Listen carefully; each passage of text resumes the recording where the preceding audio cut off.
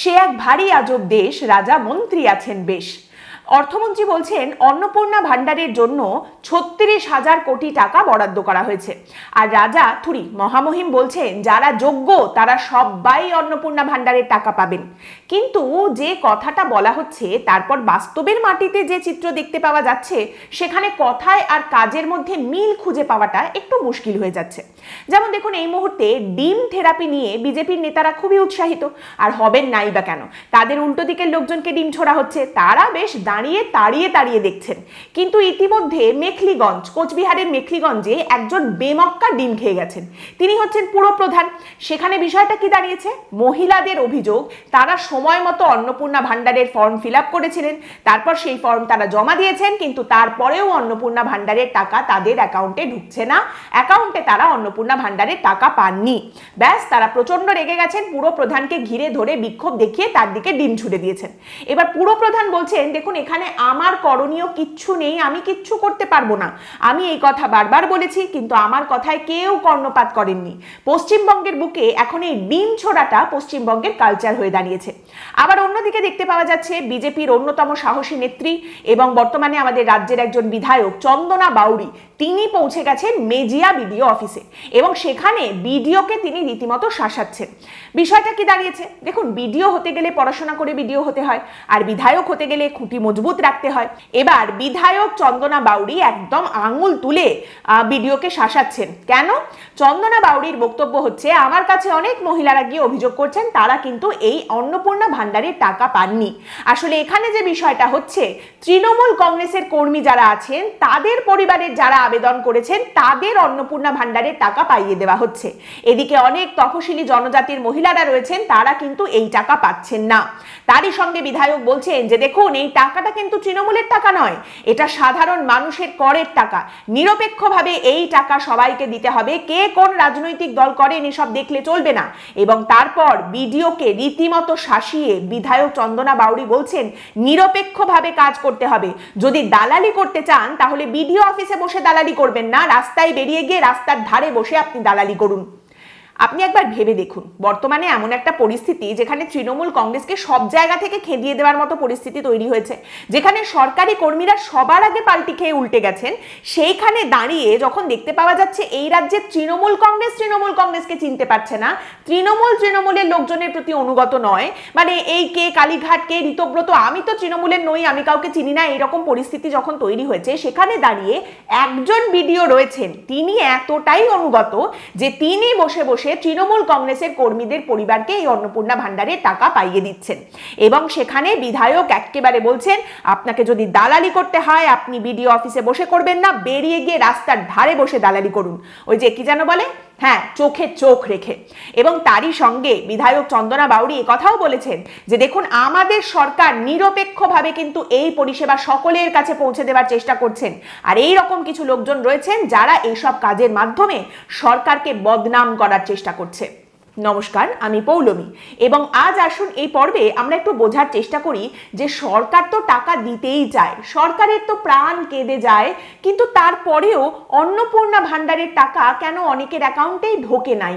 এবার দেখুন, অন্নপূর্ণা ভান্ডার নিয়ে অনেকের অনেক ছুঁত মার গেছে।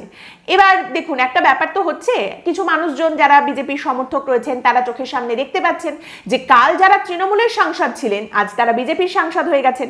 ওদিকে তৃণমূল কংগ্রেসের সায়নী থেকে কাকলি আকুলি বিকুলি করে বলছেন আমরা তো শুভেন্দু দাদার সঙ্গেই কাজ করতে চাই, আমরা তো নরেন্দ্র মোদীর হাত শক্ত করতে বিজেপির পাশে সুন্দর করে বসতে চাই।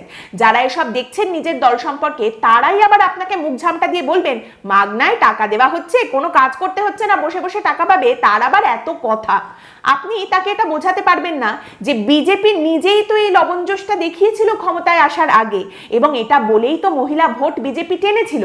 আপনি তাদের এই বিষয়টা বোঝাতে পারবেন না যে যারা লক্ষ্মীর ভান্ডার পেতেন তারা সবাই এই অন্নপূর্ণার ভান্ডার পাবেন না, এখান থেকে অনেকে বাদ যাবেন। এই বিষয়টা বিজেপি কিন্তু ক্ষমতায় আসার আগে বলেনি, ক্ষমতায় আসার পরে বলেছে। কারা অন্নপূর্ণার ভান্ডার পাবেন না সেই লিস্টটা কিন্তু অনেক লম্বা, প্যারা টিচার, আশা কর্মী, এরকম অনেকে আছেন যারা পাবেন না।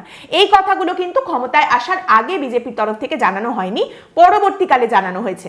আপনি তাদের এই প্রশ্নটা করুন যে আচ্ছা, এই যে 12-13 পাতার ফর্ম একটা ফিল আপ করানো হলো মহিলাদের দিয়ে, দিয়ে, যেটা প্রান্তিক মহিলারা তাকাবেন সেই ফর্মের দিকে ফিল আপ করতে গিয়ে মাথা গুলিয়ে যাবে, সেই রকম ফর্মটা ফিল আপ করানো হলো। বলা হলো যে এর কারণ হচ্ছে হাজার হাজার লক্ষ লক্ষ পুরুষ এই লক্ষ্মীর ভান্ডারের টাকা পেয়েছেন, এবং এই রকম যাতে না হয়, সব দিক দিয়ে সব যাতে ভেরিফিকেশন করা যায়, তাই তো এত তথ্য চাওয়া হচ্ছে, ফর্ম ফিল আপ করানো হচ্ছে।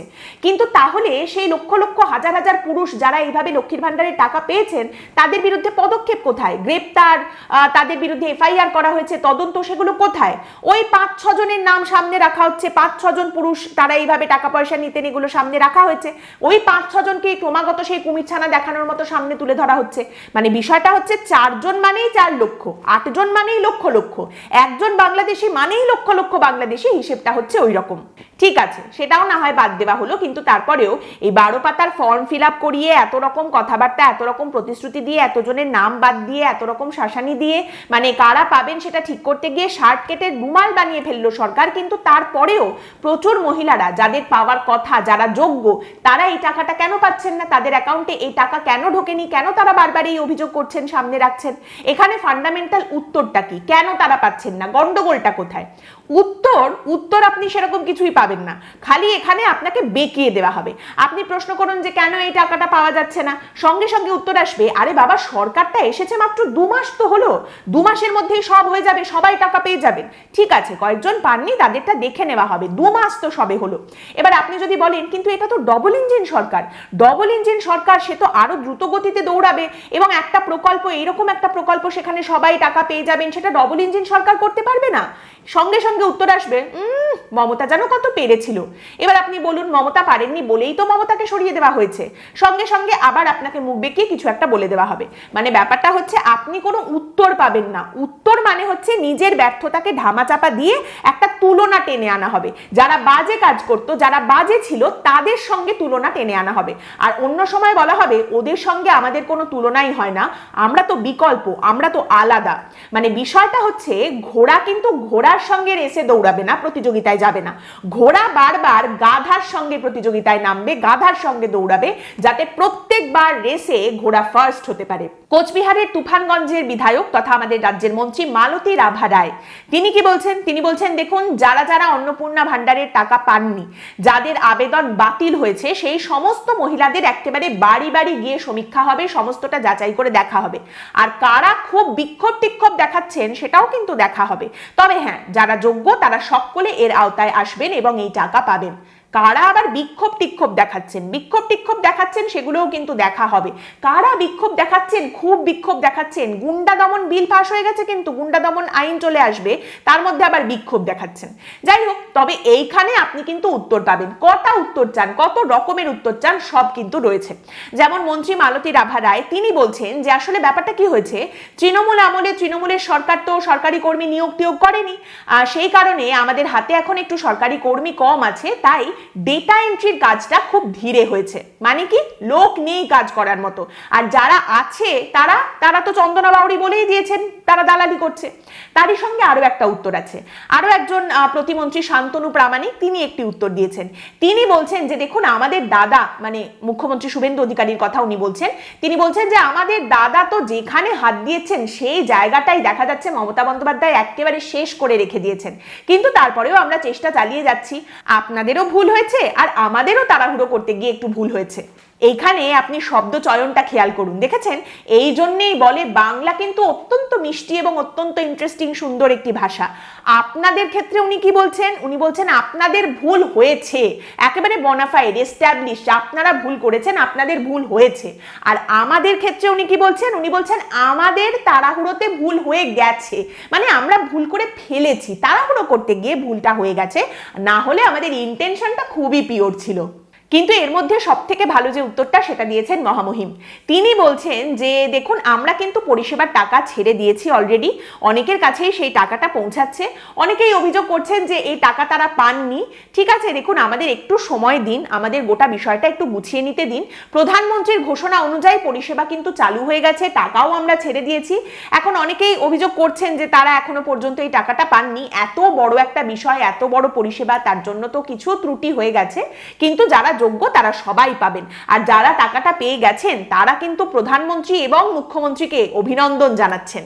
তার মানে বিষয়টা হচ্ছে যে যারা পেয়ে গেছেন তারা বলছেন সালাম সালাম মোদিজি সালাম, ভোটের জন্য নয়, ভালোবেসে এই যে আপনি আমাদের টাকাটা দিয়েছেন তার জন্য আমরা আপনার গোলাম। তারা বলছেন সালাম সালাম মহামহিম সালাম, ভোটের জন্য নয়, ভালোবেসে এই যে আপনি টাকাটা দিয়েছেন তার জন্য আমরা আপনার গোলাম। আর যারা টাকাটা পাননি তাদের জন্য বিষয়টা হচ্ছে আরে বাবা দেবো দেবো, এত তাড়াহুড়োর কি আছে, এই তো সবে আমরা ক্ষমতায় এসেছি, আর তাছাড়া একটু ত্রুটি হয়েছে আমাদের দিক থেকে, সেটাকে একটু ক্ষমা সুন্দর দৃষ্টিতে আপনাদের দেখতে হবে। কিন্তু সরকার কিন্তু আবার বাদ দেওয়ার সময় কোনো কিছুকেই ক্ষমা সুন্দর দৃষ্টিতে দেখবেন না, কিন্তু সরকারের দেরি হচ্ছে সেটাকে আপনি একটু ক্ষমা সুন্দর দৃষ্টিতে দেখুন, একটু ত্রুটি হয়ে গেছে। এবং তারই সঙ্গে সরকারের বক্তব্য হচ্ছে সবে তো 2 মাস, আর একটু সময় দিন আমাদের, এত তাড়াতাড়ি কি করে আমরা সবটা করে ফেলবো বলুন তো। দেখুন, খারাপ তৃণমূল থেকে ভালো তৃণমূল হতে খুব একটা সময় লাগে না, সেটা নতুন সরকার আসার সঙ্গে সঙ্গে শুরু হয়ে যায়, সেটা তাড়াতাড়ি হয়ে যায়। তৃণমূলের সাংসদ তারা বিজেপির সাংসদ হয়ে যাবেন, সেখানেও সময় লাগে না, সেটাও 2 মাসের মধ্যে খুব তাড়াতাড়ি হয়ে যায়। শুধু পরিষেবা দেওয়ার ক্ষেত্রে তখন বলতে হয় যে এত তাড়াতাড়ি কি করে আমরা সবটা করে ফেলবো, পাল্টাপাল্টি এসব করতে বেশি সময় লাগে না, সেটা তাড়াতাড়ি হয়। পরিষেবার ক্ষেত্রে বলতে হয় আরেকটু সময় দিন না, এত তাড়াহুড়ো কেন করছেন বলুন তো। মানে এই দোগলাবাজির দুনিয়ায় সবই এপাশ আর ওপাশ, তুমি ধপাস। 60 দিনের সরকার, এই 60 দিনের সরকার 60 দিনের কাজ, সেটা ডাবল ইঞ্জিনে দ্রুত গতিতে ডবল গতিতে দৌড়াচ্ছে বলে কি 120 দিন হিসাবে দেখা উচিত, নাকি 60 দিনের সরকার কি আসলে 30 দিনের কাজের হিসেবে দেখা উচিত যে আরে বাবা এখন তো সবে হানিমুন পিরিয়ড চলছে, আর একটু সময় দিন না, আমরা সব দেখে দেব। কিছু কিছু জায়গায় আপনারা এমন কমেডি করছেন যে হাসবো কাঁদবো না রাখবো বুঝতেই পারছি না। অন্নপূর্ণা ভান্ডারের টাকা ঢুকছে না বলে কিছু কিছু জায়গায় যখন বিক্ষোভ দেখানো হচ্ছে, সরকারের বিরুদ্ধে প্রতিবাদ করা হচ্ছে, সেখানে দেখা যাচ্ছে বিজেপির কর্মীরাই সেই বিক্ষোভ দেখাচ্ছেন, বিজেপি কর্মীরা বিজেপি সরকারের বিরুদ্ধে বিক্ষোভ দেখাচ্ছেন যে আমরা কেন অন্নপূর্ণা ভান্ডারের টাকা পাচ্ছি না। আরে মশাই, আপনারা যদি বিজেপিরই কর্মী তাহলে আপনারা আপনাদের সরকারকে বলুন যে এই টাকা পাওয়া যাচ্ছে না। মানে বিষয়টা হচ্ছে অন্য কেউ আমাদের সরকারের বিরুদ্ধে ক্ষোভ দেখাবে কি সেটাও আমরাই দেখিয়ে দিচ্ছি। বিজেপির কর্মীরা বিক্ষোভ দেখাচ্ছেন যে অন্নপূর্ণা ভান্ডারের টাকা বিজেপি সরকার দিচ্ছে না। দেখুন, এখানে ফান্ডামেন্টাল 3টে প্রশ্ন রয়েছে। ক্ষমতায় আসার আগে আপনারা বলেছিলেন সবাই পাবেন অন্নপূর্ণা ভান্ডারের টাকা, তারপর আপনারা বললেন যে না অনেক রকম ক্রাইটেরিয়া আছে, এরা পাবেন না ওরা পাবেন না তারা পাবেন না করে করে আপনারা বললেন শুধুমাত্র যারা প্রান্তিক মানুষজন, বঞ্চিত গরিব মানুষজন যারা যোগ্য তারাই অন্নপূর্ণা ভান্ডারের টাকাটা পাবেন।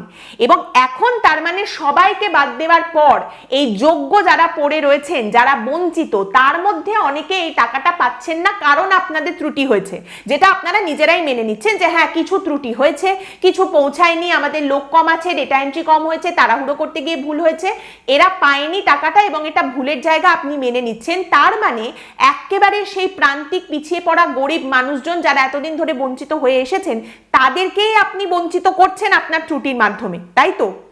অনেক ক্ষেত্রে দেখা যাচ্ছে যে অনেক মহিলারা লক্ষ্মীর ভান্ডারের টাকার ওপর ভরসা করে ঋণ নিয়েছিলেন, কেউ হয়তো স্বামীর ব্যবসার জন্য নিয়েছিলেন, কেউ ছেলেমেয়ের পড়াশোনার জন্য ঋণ নিয়েছিলেন। এইবার লক্ষ্মীর ভান্ডারের টাকা বন্ধ হয়ে গেছে, অন্নপূর্ণা ভান্ডারের টাকাও ঢুকছে না, এবার এই সমস্ত মহিলারা ঋণের যে কিস্তি শোধ করতে হবে সেটা আর শোধ করতে পারছেন না। মে মাস থেকে তারা কিন্তু ঋণের এই ইনস্টলমেন্ট কিস্তি যেটা সেটা দিতে পারছেন না। এবার যে সংস্থা থেকে তারা ঋণ নিয়েছেন সেই সংস্থার লোকজন বাড়িতে আসছেন, টাকার জন্য টাকাটা দিচ্ছেন। এবার এই সমস্ত লোকজন কিন্তু বাড়িতে এসে বাবা বাছা তোমরা টাকাটা প্লিজ দিয়ে দাও, কেন এরকম করছো, এরকম করে কিন্তু কথা বলে না। আর তাদের যদি বলা হয় আরে নতুন সরকার এসেছে তাদের একটু সময় দিন, একটু সময় দিলে টাকাটা আসবে তখন আপনাদের কিস্তি দিয়ে দেবো, এই কমাস বরং কিছু বলবেন না, আর এইসব বললে তারা কিন্তু শোনেন না। আপনি জানেন তো, আপনি এই মুহূর্তে ভাবুন একবার, একজন বাড়িতে মহিলা, তিনি মুরগি পালন করেন বা ছাগল পালন করেন, তার ছেলে মেয়ের টিউশনের টাকা আছে, তাকে ওষুধের টাকা জোগাড় করতে হয়, এইরকম একজন মানুষ যার কাছে এই মুহূর্তে ওই টাকাটা খুবই প্রয়োজনীয়, তিনি পাচ্ছেন না, তাকে আপনি নীতি কথা শোনাচ্ছেন। আপনি জানেন তো, একজন ক্ষুধার্ত মানুষকে বসিয়ে রেখে আপনি বলছেন যে আরে বাবা যখন সময় হবে ইচ্ছে হবে তখন রান্নাটা বসিয়ে ঠিক খেতে দিয়ে দেবো, এত কথা বলার কি আছে? অ্যাক্সিডেন্টে পড়া একটা মানুষকে আপনি বলছেন আরে অ্যাম্বুলেন্স আসবে, অ্যাম্বুলেন্সের সময় হলে সময় মতো ঠিক চলে আসবে, ফ্রিতে তো পাচ্ছ অ্যাম্বুলেন্সটা, এত কথা বলার কি আছে, এত তাড়াহুড়ো করার কি আছে? এটা ঠিক কতটা যুক্তিপূর্ণ? দ্বিতীয় প্রশ্ন, আচ্ছা, ধরে নিলাম আপনাদের আরেকটু সময় দরকার এবং কিছু ত্রুটি হয়েছে, সেই কারণে কয়েকজন টাকাটা পাচ্ছেন না। 3-4 মাস পর থেকে তারা হয়তো সেই টাকাটা পেতে শুরু করবেন, আপনারা ততদিনে বিষয়টা গুছিয়ে নেবেন। এবার 3-4 মাস পর থেকে যিনি টাকাটা পেতে শুরু করছেন, তার মানে তিনি যোগ্য, তার পাওয়ার কথা ছিল, 3-4 মাস তিনি পাননি। তো সেই যোগ্য ব্যক্তি তাহলে এই যে 3-4 মাস টাকাটা পেলেন না, সেই টাকাটা কি আপনি তাকে আবার দিয়ে দেবেন, নাকি সেই টাকাটা তাহলে কোথায় যাবে? আর সেই টাকাটা যদি না দেন, টাকাটা গেল কোথায়? কারণ সরকার অলরেডি জানিয়ে দিয়েছে যে টাকা তো বরাদ্দ করা হয়ে গেছে। বরাদ্দ করা হয়ে গেছে, একজন ব্যক্তি তার পাওয়ার কথা ছিল কিন্তু কোনো ত্রুটির জন্য তিনি 3-4 মাস পাননি, তাহলে সেই 3-4 মাসের টাকাটা যাবে কোথায়? বরাদ্দ টাকাটা গেল কোথায়? সেই হিসাবটা কি, সেটা কি কোনোভাবে সামনে রাখা হবে? সেটা কি জানতে পারা যাবে? এবং শেষমেশ বিজেপির কোনো কর্মী সমর্থক যদি আজ এখানে এসে লেখেন যে এত কথা বলার কি আছে, সরকার যখন বলেছে সরকার ঠিক দেবে, এত কথা বলার দরকার নেই, তাড়াহুড়ো করার দরকার নেই, এত কথা বলবেন না, তাহলে ওই যে প্রাক্তন মুখ্যমন্ত্রী ঘেউ ঘেউ করবেন না বলেছিলেন, সেটারই একটা ভার্সন কি আপনারা সামনে রাখছেন? সেক্ষেত্রে আপনাদের কাছে অনুরোধ থাকবে যে এই গালিগালাজ যা করবেন সেটা মুখেই গালিগালাজ অবধি সীমাবদ্ধ রাখবেন প্লিজ। কারণ এই খবরও সামনে আসছে যে কয়েকজন মহিলা অন্নপূর্ণা ভান্ডারের ফর্ম ফিল আপ করেছিলেন, সময় মতো জমা করেছিলেন, কিন্তু তারপরেও অন্নপূর্ণা ভান্ডারের টাকা তারা কেন পাচ্ছেন না সেটা জানার জন্য তারা কৃষ্ণনগর পুরসভায় গিয়েছিলেন। কিন্তু সেখানে গিয়ে কোনো উত্তর পাওয়া তো অনেক দূরের কথা, পুরসভার কর্মীরা তাদের গায়ে গরম চা ঢেলে দেওয়ার হুমকি দিয়েছেন। এই কর্মীদের বিরুদ্ধে কি ব্যবস্থা নেওয়া হচ্ছে, কি পদক্ষেপ নেওয়া হচ্ছে সেটা জানা নেই। যেমন ওই ডিম ছুড়লে তার বিরুদ্ধে কি অ্যাকশন হয়, কি পদক্ষেপ হয়, সেটাও জানা নেই অনেকেরই। তাই এটাও যদি আপনাদের কালচার হয়ে যায়, সেই ভয় থেকেই বললাম আর কি। গালিগালাজ করুন, নিদেন পক্ষে ডিম, আবার গরম চা কেন? আজকের পর্ব এখানেই শেষ করছি। আপনাদের মতামত অবশ্যই জানাবেন। পরের দিন দেখা হবে অন্য একটি বিষয় নিয়ে আলোচনায়। ভালো থাকবেন।